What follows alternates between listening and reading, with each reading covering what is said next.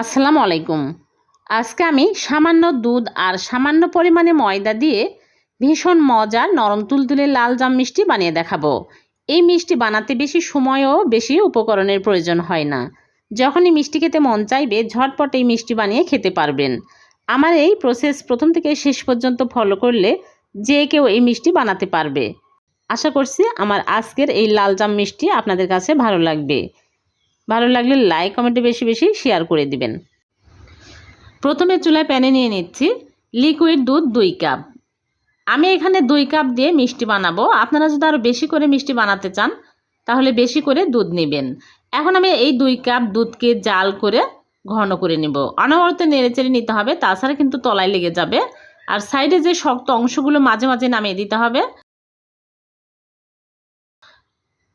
তাছাড়া কিন্তু শক্ত হয়ে যাবে। এখন আমি অনবরত নেড়েচেড়ে ঘন করে নিব। অনেকটাই ঘন হয়ে আসছে, আর একটু ঘন করে নিতে হবে। এই সময় প্যানের সাথে লেগে যাবে, এজন্য আমি 1 চামচ ঘি দিয়ে দিচ্ছি। ঘি দিলে প্যানের সাথে আটকে যাবে না, একদম স্মুথ হবে।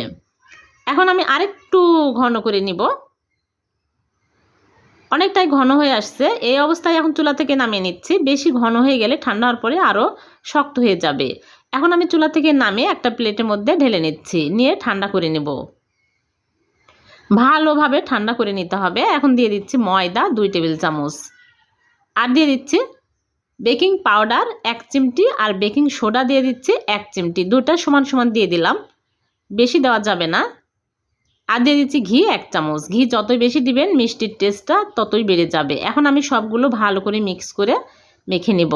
ডোটা যদি দেখেন সফট হয়ে গেছে তাহলে গুঁড়া দুধ অথবা ময়দা মিক্স দিয়ে মেখে নেবেন। আর যদি শক্ত হয়ে যায় তাহলে একটু দুধ দিয়ে মিক্স করে নেবেন, সফট করে নেবেন। এখন আমি ভালো করে মথে নিয়েছি। এখন ছোট ছোট করে লেচি কেটে নিচ্ছি। জয়টা মিষ্টি বানাবো, ছোট ছোট করে লেচি কেটে নিতে হবে, তাহলে সবগুলো মিষ্টি সমান হবে। এখন আমি হাত ধুয়ে হাতে ঘি লাগিয়ে আমি মিষ্টি শেপ দিয়ে নেব।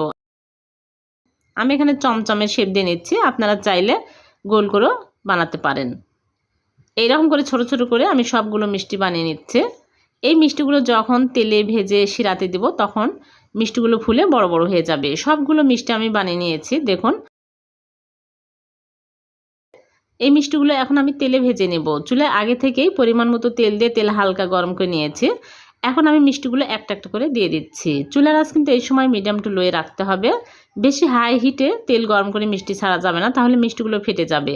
হালকা গরম তেলের মধ্যে মিষ্টিগুলো ছেড়ে অনবরত উল্টে পাল্টে ভেজে নিতে হবে। দেখুন মিষ্টিগুলো আস্তে আস্তে ফুলে বড় বড় হয়ে যাচ্ছে। আর অনবরত কিন্তু উল্টে পাল্টে দিতে হবে, তাহলে সব সাইডে মিষ্টির সুন্দর কালার আসবে। আমি লাল জামুন কালার করে মিষ্টিগুলো তুলে নেব। আপনারা চাইলে কালো জামুন কালার করেও তুলে নিতে পারেন। যখন এইরকম সুন্দর কালার চলে আসবে তখন আমি মিষ্টিগুলো তুলে নিচ্ছি। দেখুন মিষ্টিগুলো একটাও ফেটেও যায়নি, ভেঙেও যায়নি, অনেক সুন্দর হয়েছে। এখন এই মিষ্টিগুলো এক সাইডে রেখে দেবো, ঠান্ডা হতে থাকুক। এদিকে আমি চিনি শিরা তৈরি করব। এজন্য চুলায় একটা প্যান বসে দিয়েছি, দিয়ে দিচ্ছি চিনি 1 কাপ, আর পানি দিয়ে দিচ্ছি 1.5 কাপ, আর 2টা এলাচ দিয়ে দিচ্ছি। এলাচের গুঁড়া দিলেও হবে। এখন আমি জাল করে বলক তুলে নেব। জাস্ট একটা বলক উঠলেই মিষ্টিগুলো দিয়ে দিতে হবে। ভালোভাবে বলক উঠে আসছে, এখন আমি মিষ্টিগুলো দিয়ে দিচ্ছি। আর এই সময় মিষ্টিগুলো ঠান্ডা হয়ে গেছে। গরম শিরার মধ্যে কখনোই গরম মিষ্টি দেওয়া যাবে না, তাহলে মিষ্টিগুলো ভেঙে যাবে। এখন আমি ঢেকে জাল করব হাই হিটে 5 মিনিট। 5 মিনিট পর ফিরে আসলাম, মিষ্টিগুলো হয়ে গেছে। এখন আমি চুলা থেকে নামিয়ে আমি ঢেকে রেখে দেব 1 ঘন্টা। 1 ঘন্টা পর মিষ্টিগুলো সার্ভ করে আপনাদেরকে দেখাবো।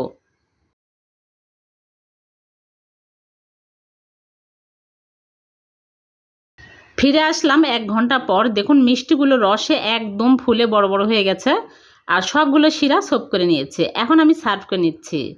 দেখলেন তো কত সহজে হয়ে গেল, কত কম উপকরণ দিয়ে ঝটপট লাল জাম মিষ্টি। আমি শুধু প্রসেসটা দেখিয়ে দিলাম। আপনারা যদি আরও বেশি করে মিষ্টি বানাতে চান তাহলে আরও উপকরণ একটু বাড়িয়ে দিবেন।